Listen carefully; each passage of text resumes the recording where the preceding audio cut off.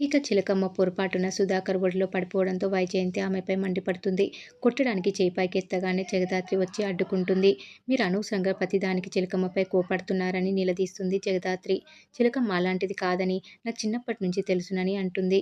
ఇంతలో నిషిక కలగజేసుకుని చిలకమ్మ నీకు చిన్నప్పటి నుంచి ఎలా తెలుసునని అడగ్గా ఆవేశంలో నాకు తెలుసని నిజం చెప్పబోగా కేదార్ అడ్డుకొని నిలువరిస్తాడు. చాలా రోజులుగా తెలుసునని జగదాత్రి చెప్పాలనుకున్నదని అంటాడు కేదార్. దీంతో జగదాత్రి మాట వెనక్కి తీసుకుంటుంది. ఏదేమైనా సరే ఈ చిలకమ్మ ఇంట్లో ఉండడానికి వీల్లేదని అంటుంది వైజయంతి. ఇంతలో సుధాకర్ కల్పించుకొని ఆమె పనిచేస్తున్న చోట నుంచి పని మాన్పించి తీసుకొచ్చామని, ఇప్పుడున్న పలంగా ఇంట్లో నుంచి వెళ్ళిపోమంటే ఎలా అని అంటాడు.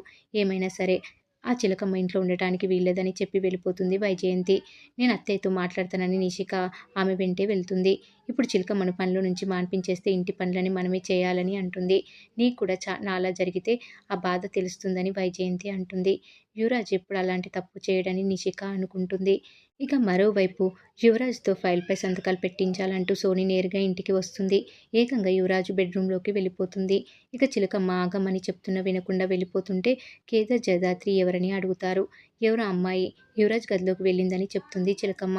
ఇప్పుడు అసలే నిషిక లేదని, వచ్చిందంటే ఇల్లు పీకి పందిరి వేస్తుందని అంటుండగానే నిషిక వచ్చి ఏమైందని నిలదీస్తుంది. యువరాజ్ గదిలోకి అమ్మాయి వెళ్ళిందని చెప్పడంతో కోపంతో నిషిక మేడపైకి వెళ్తుంది. అప్పుడే యువరాజ్తో సంతకం పెట్టించే నేపంతో బొద్దింకను చూసి భయపడినట్లు నటించి సోని యువరాజ్పై పడుతుంది. దీంతో ఇద్దరు కలిసి బెడ్పై పడిపోతారు. అప్పుడే నిషిక తలుపులు తీసుకుని లోపలికి వస్తుంది. తన బెడ్పై మరో అమ్మాయితో యువరాజ్ ఉండడం చూసి నిషికకు కోపం కట్టలు తెంచుకుంటుంది. తన భర్తతో బెడ్రూమ్లో సోనిని చూసిన నిషిక కోపంతో ఆమె చెంపలు పగలగొడుతుంది. ఆవేశంతో కత్తి తీసుకుని ఆమెను చంపడానికి వెంటపడుతుంది. ఇంతలో భయంతో సోని కిందకు పరుగులు తీస్తుంది. ఆమె వెంటే నిషిక కూడా కత్తి తీసుకుని వెంటపడుతుంది. సోని భయంతో అరుస్తూ ఇల్లంతా పరుగులు తీస్తుంది. ఎవరు ఆగమన్నా నిషిక ఆగకపోవడంతో జగదాత్రి ఆమెను పట్టుకొని చేతిలో కత్తి లాక్కుంటుంది. ఏదైనా తప్పు జరిగితే కూర్చొని మాట్లాడుకోవాలని జగదాత్రి నిషికకు గట్టిగా వార్నింగ్ ఇస్తుంది. సుధాకర్ కూడా నిషికను తిట్టి సోనికి సారీ చెప్పమంటాడు. ఇందులో నా తప్పు ఏం లేదని, నేను క్షమాపణలు చెప్పానని అంటుంది నిషిక.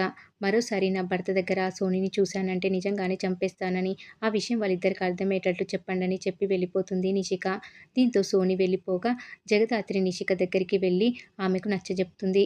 బెడ్రూమ్లో ఉండాల్సిన విషయాలు నలుగురిలో పెట్టవద్దని చెప్పి వెళ్ళిపోతుంది జగదాత్రి. మరి ఏం జరగబోతుంది అనేది రాబోయే ఎపిసోడ్లో తెలుసుకుందాం.